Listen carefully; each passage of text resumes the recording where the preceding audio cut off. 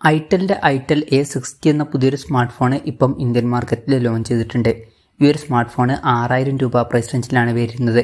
ഇത് വളരെ ബേസിക് ആയിട്ടുള്ള ഒരു സ്മാർട്ട് ഫോണാണ്. ഈ ഒരു വീഡിയോയിൽ നമ്മൾ നോക്കാൻ പോകുന്നത് Itel A60 എന്ന ഫോണിൻ്റെ ഒരു സ്പെസിഫിക്കേഷൻ അനാലിസിസ് ആണ്. ആദ്യം നമ്മൾ എടുത്തു പറയേണ്ട ഫീച്ചേഴ്സിനെ പറ്റി പറയുകയാണെന്നുണ്ടെങ്കിൽ ഒന്നാമത്തെ ഒരു കാര്യം, ഫിംഗർ പ്രിൻറ്റ് സെൻസർ ഈ ഫോണിൽ വരുന്നുണ്ട്. ഫോണിൻ്റെ ബാക്കിലാണ് ഫിംഗർ പ്രിൻറ്റ് സെൻസർ വരുന്നത്. സാധാരണ 6000 രൂപ പ്രൈസ് റേഞ്ചിൽ നമുക്ക് ഫിംഗർ പ്രിൻറ്റ് സെൻസറും കാര്യങ്ങളൊന്നും കിട്ടാറില്ല. എന്നാൽ ഈ ഫോണിൽ അത് വരുന്നുണ്ട്. അപ്പം അത് എടുത്തു പറയേണ്ട ഒരു കാര്യം തന്നെയാണ്. പിന്നെ ബാക്കി ഫീച്ചേഴ്സൊക്കെ നോക്കുകയാണെന്നുണ്ടെങ്കിൽ ഡിസ്പ്ലേയുടെ കാര്യത്തിൽ 6.6 ഇഞ്ചിൻ്റെ HD+ ഡിസ്പ്ലേ ആണ് ഇതിൽ വരുന്നത്. LCD പാനലാണ് ഉപയോഗിച്ചിരിക്കുന്നത്. ഫോണിൻ്റെ ഫ്രണ്ടിൽ വാട്ടർ ഡ്രോപ്പ് നോച്ച് ഡിസൈനുള്ള നോച്ച് കൊടുത്തിട്ടുണ്ട്. കൂടിയ റിഫ്രഷ് റേറ്റ് ഇതിൽ സപ്പോർട്ട് ചെയ്യുന്നില്ല. 60 ഹെർട്സിൻ്റെ റിഫ്രഷ് റേറ്റേ വരുന്നുള്ളൂ. 120 ഹെർട്സിൻ്റെ ടച്ച് സാമ്പിളിംഗ് റേറ്റും ഇതിൽ കൊടുത്തിട്ടുണ്ട്. അപ്പം ഈ ഒരു പ്രൈസ് റേഞ്ചിന് പറ്റിയിട്ടുള്ള അത്യാവശ്യം തിരക്കുകളില്ലാത്ത നല്ല ഡിസ്പ്ലേ ഫീച്ചേഴ്സും കാര്യങ്ങളൊക്കെ ഈ ഫോണിൽ വരുന്നുണ്ട്. ഇനി പ്രോസസ്സറിൻ്റെ കാര്യത്തിലോട്ട് വരികയാണെന്നുണ്ടെങ്കിൽ unisoc SE98632E എന്ന പ്രോസസ്സറാണ് ഇതിൽ വരുന്നത്. ഇതൊരു ക്വാഡ് കോർ പ്രോസസ്സറാണ്. വളരെ ബേസിക് ആയിട്ടുള്ള ഒരു പ്രോസസ്സറാണ്. ബേസിക് ആയിട്ടുള്ള കാര്യങ്ങളൊക്കെ നടന്നു പോകേണ്ടതാണ്. വലിയ പെർഫോമൻസും കാര്യങ്ങളൊന്നും ഇതിൽ എക്സ്പെക്റ്റ് ചെയ്യരുത്. പിന്നെ 6000 രൂപ പ്രൈസ് റേഞ്ചിൽ വരുന്ന ഫോണാണ്. അതിൽ നമുക്ക് ഭയങ്കരമായിട്ട് വലിയ എക്സ്പെക്റ്റേഷൻസ് ഒന്നും വെക്കാൻ പറ്റില്ല.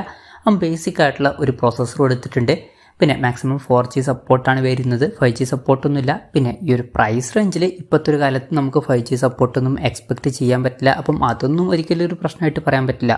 പിന്നെ ഈ ഫോണിൽ 2GB റാം വരുന്നുണ്ട്. 32GB ഇൻറ്റേർണലും വരുന്നുണ്ട്. മെമ്മറി എക്സ്പാൻഡ് ചെയ്യണമെന്നുണ്ടെങ്കിൽ മെമ്മറി കാർഡ് സ്ലോട്ട് കൊടുത്തിട്ടുണ്ട്.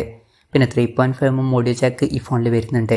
ആൻഡ്രോയിഡ് 12 ബേസ് ആയിട്ടുള്ള ഗോ എഡിഷൻ സോഫ്റ്റ്വെയർ ആണ് ഈ ഫോണിൽ വരുന്നത്. ഗോ എഡിഷൻ എന്ന് പറഞ്ഞാൽ പ്രോസസ്സർ അത്ര പവർഫുൾ അല്ല എന്നുണ്ടെങ്കിലോ അല്ലെങ്കിൽ റാമൊക്കെ കുറവാണെന്നുണ്ടെങ്കിൽ ഫോണിൽ ഹാങ്ങും കാര്യങ്ങളൊക്കെ വരാൻ ചാൻസ് ഉണ്ട്.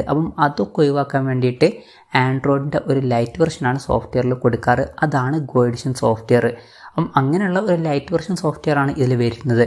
ഇനി ക്യാമറയുടെ കാര്യം പറയുകയാണെന്നുണ്ടെങ്കിൽ ഫോണിൻ്റെ പിന്നിൽ ഡ്യുവൽ ക്യാമറ സെറ്റപ്പ് കൊടുത്തിട്ടുണ്ട്.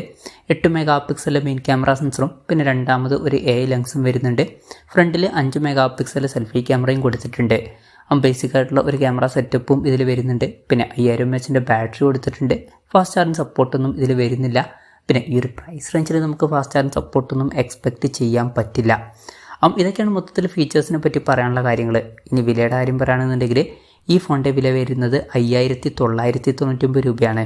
എന്തായാലും ഓവറോൾ നോക്കുകയാണെന്നുണ്ടെങ്കിൽ 6000 രൂപ പ്രൈസ് റേഞ്ചിൽ വളരെ ബേസിക് ആയിട്ടുള്ള ഫീച്ചേഴ്സാണ് Itel A60 എന്ന സ്മാർട്ട് ഫോണിൽ വരുന്നത്. എക്സ്ട്രാ ആയിട്ട് നമുക്ക് ഫിംഗർ പ്രിൻറ്റ് സെൻസർ എന്നുള്ള ഫീച്ചറും കിട്ടുന്നുണ്ട്.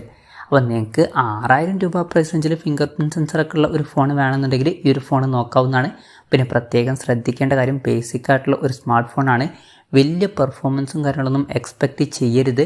ബേസിക് ആയിട്ടുള്ള കാര്യങ്ങളൊക്കെ നടന്നു പോകേണ്ടതാണ്. കൂടെ നമുക്ക് ഫോണിൻ്റെ ബാക്കിൽ ഒരു ഫിംഗർ പ്രിൻറ്റ് സെൻസറും കിട്ടുന്നതായിരിക്കും. ഈ ഒരു പ്രൈസ് റേഞ്ച് വെച്ച് നോക്കുമ്പോൾ തിരക്കേടില്ലാത്തൊരു ഫോൺ എന്നൊക്കെ പറയാവുന്നതാണ്. എന്തായാലും Itel A60 എന്ന സ്മാർട്ട് ഫോണിനെ പറ്റിയിട്ടുള്ള നിങ്ങളുടെ അഭിപ്രായം ജസ്റ്റ് ഒന്ന് കമൻറ്റ് ചെയ്യുക.